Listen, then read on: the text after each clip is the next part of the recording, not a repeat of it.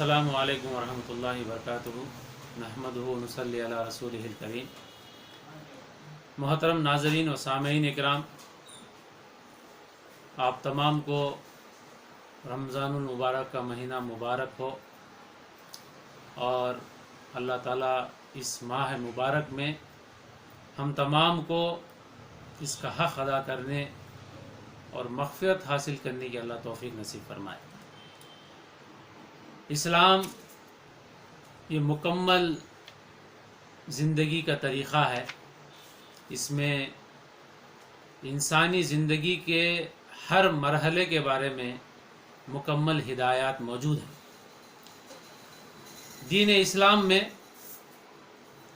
رمضان المبارک کا مہینہ بھی ہے۔ اس ماہ مبارک میں روزے کے نام سے خاص عبادت ایمان والوں پر فرض کی گئی۔ قرآن کہتا ہے یا ایھا الذین آمنوا کتب علیکم الصیام کما کتب علی الذین من قبلکم لعلکم تتقون۔ روزہ فرض ہے، اور فوری طور پر آگے یہ فرماتا ہے کہ ان لوگوں پر نہیں ہے جو مریض ہیں یا وہ جو سفر میں ہیں۔ اگر وہ مرض اور سفر کی بنیاد پر اس روزے سے بچتے ہیں یا روزہ نہیں رکھتے ہیں، یہ بھی اللہ ہی کے حکم میں شامل ہے۔ یہاں ایک نازک نقطہ سمجھنے کی ضرورت ہے کہ روزہ فرض ہے کنڈیشنز اپلائی کے ساتھ۔ کہا گیا کہ بیمار اور مسافر کے لیے چھوٹ ہے، رخصت ہے، اجازت ہے۔ تو اس سے صاف معلوم ہوا کہ اسلام دین فطرت ہے، انسانی طبیعتوں کا خاص خیال کرتا ہے اور انسان کی زندگی کو بہت بڑی اہمیت دیتا ہے۔ اور زندگی کے پہلوؤں میں سے ذہنی، جسمانی، مالی، ہر قسم کے پہلو کو دین اسلام مکمل اہمیت دیتا ہے، اور اس کو بچانے کے لیے ہر جائز اور ہر سہولت والی اجازت دیتا ہے۔ تو روزے ہی میں اس طرح کی رخصت پائی گئی، جو کہ ڈائریکٹ قرآن میں فرض کے نام سے کہا گیا۔ تو رمضان کے باقی عبادتیں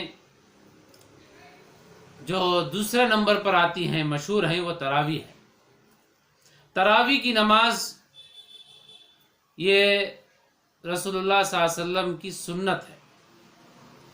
آپ صلی اللہ علیہ وسلم اپنی مبارک زندگی میں 3 دن تراویح کی نماز، جسے ہم لوگ اردو میں تراویح کہتے ہیں، اصل میں یہ قیام اللیل ہے۔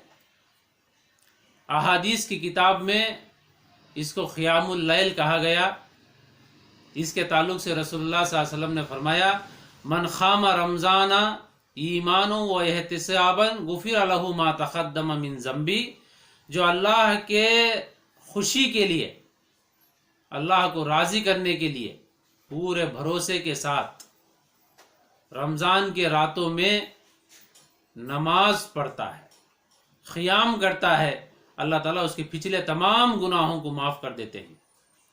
یہاں ایک اہم نقطہ، رسول اللہ صلی اللہ علیہ وسلم پورے رمضان مبارک میں اپنی مبارک زندگی میں 3 دن مسجد نبوی میں قیام لیل کو پابندی کی ہے، صرف 3 دن۔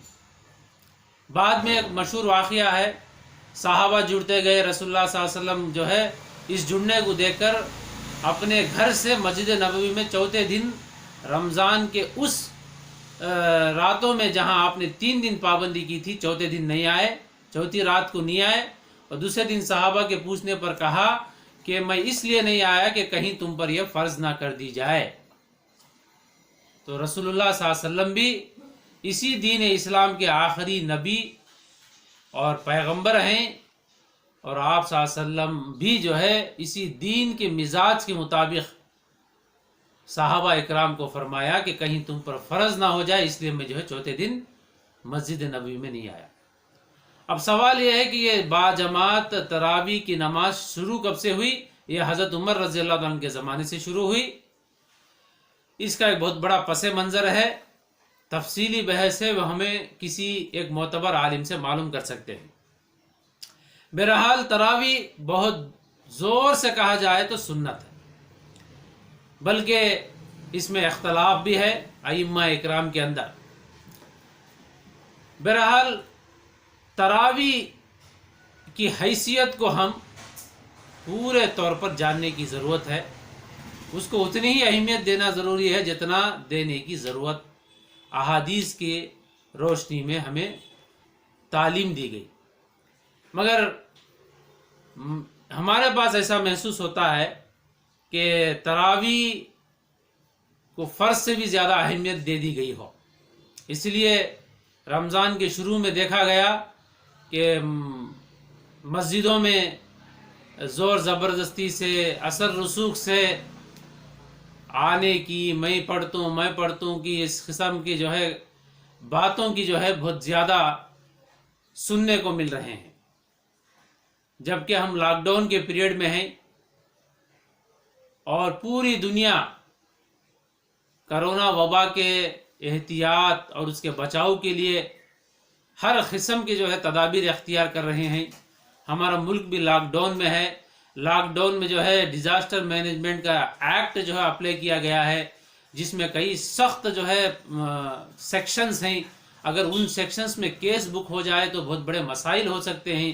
ان تمام کو پیش نظر رکھتے ہوئے حکومت کی طرف سے جو ہے اجتماع کہیں بھی جو ہے مجمع کا نہ ہو، اس لیے جو ہے قانون نافذ کیا گیا۔ اس میں جو ہے مسجدوں میں گزشتہ جو ہے 1 مہینے سے فرض نمازوں کے لیے ہی جو ہے پابندی اور شرائط رکھے گئے کہ 5 لوگ امام مؤذن کے ساتھ ہو۔ تو جب فرض نماز کے لیے ایسا مسئلہ ہے تو تراویح کے لیے بھی اپلیکیبل ہوا، اس کے لیے حکومت کی طرف سے اعلان ہوا، کلکٹر کی طرف سے اعلان ہوا، مقامی تحصیلداروں کی طرف سے اعلان ہوا۔ تو ہمیں بھی اسلام کے مزاج کو وہاں ثابت کرنا پڑے گا، نہ کہ اپنے جو ہے خواہش کے مطابق، اپنے جوش جذبے کے مطابق تراویح کو فرض سے زیادہ جو ہے حیثیت دے کر خواہ مسائل پیدا کرنے کی کوشش نہ کریں۔ تراویح بالکل گھروں میں انفرادی پڑھ سکتے ہیں، بلکہ رسول اللہ صلی اللہ علیہ وسلم کی مستقل سنت یہی رہی ہے۔ بعد میں جا کر خلفائے راشدین میں حضرت عمر رضی اللہ عنہ کے زمانے میں یہ جماعت کے ساتھ مشروع ہوئی۔ اب دیکھیے اس میں اتنا جو ہے اہتمام کر دیا گیا، مسجد حرام میں، کعبۃ اللہ میں بھی اور مسجد نبوی میں بھی 20 رکعت اور 3 رکعت وتر کی جگہ 10 رکعت جو ہے تراویح اور 3 رکعت وتر پر اس رمضان میں اہتمام کیا جا رہا ہے۔ وہاں بھی اس وبا کا خیال کرتے ہوئے اسلام کے اندر دی گئی رخصتوں کا استعمال کیا جا رہا ہے اور اسلام کو دین فطرت ہونے کو ثابت کیا جا رہا ہے۔ تو میری گزارش یہ ہے کہ ہم سب سے پہلے اسلام کے تعلیمات کو خوب جانیں، فرض کسے کہتے ہیں، واجب کسے کہتے ہیں، سنت کسے کہتے ہیں، نفل کسے کہتے ہیں، کس کی کیا حیثیت ہے، ہم کس پر کتنا جو ہے زور بتانا ہے، یہ پہلی ضرورت ہے۔ دوسری ضرورت، تراویح کو پورے اطمینان کے ساتھ، بلکہ میں کہتا ہوں کہ اکیلے میں تراویح پڑھی جائے تو یہ بہت بہتر ذریعہ ہوگا کہ اللہ سے قریب ہونے کا اور مغفرت مانگنے کا۔ جو بھی سورے آتے ہیں، جتنے بھی رکعت پڑھنے کی جو ہے خواہش و طلب ہو، اتنی رکعت گھروں میں پڑھنے کی کوشش کریں۔ مسجدوں میں خواہ آ کر مسائل پیدا کر کے حکومت کی دخل اندازی مسجدوں میں ہو جائے، پولیس والے آ جائے، مار پیٹ ہو، مسجد کی عظمت میں فرق آ جائے، ایسا ہمارے طرف سے بالکل نہیں ہونا چاہیے۔